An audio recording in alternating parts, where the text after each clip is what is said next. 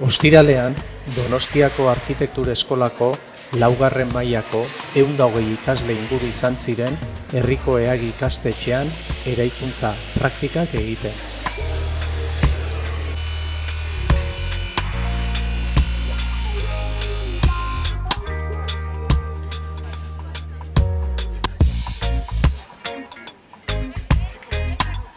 Urtero errepikatzen den bisita da hauxe, eta paperak aldatu izena ematen diete ekimenari. Bertan, lanbide heziketako ikasleak bihurtzen baitira, etorkizuneko arkitektoen irakasle.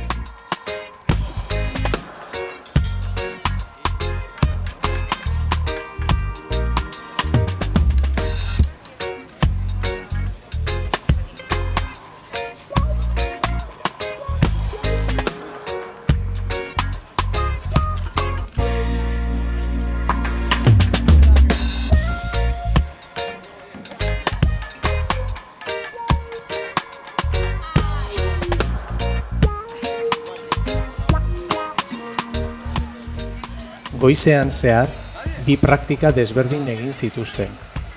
Batetik, adreiuzko arketatxo bat altxa eta ondoren kanpotik zarpiatu egin zuten. Bestetik berriz, igeltsu panelezko tabikeak eraiki zituzten.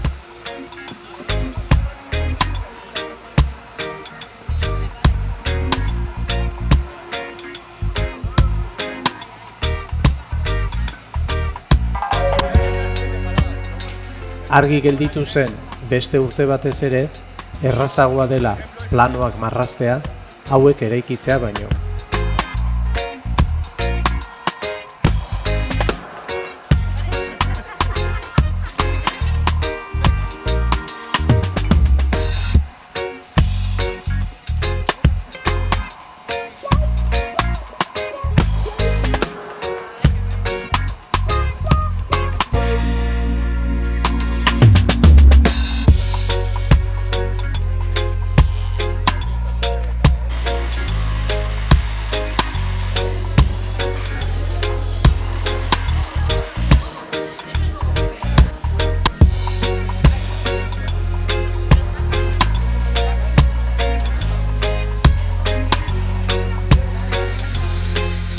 Egunen batean, obraren batean elkarrekin topo egiteko esperantzarekin joan ziren arkitekto gaiak etxera.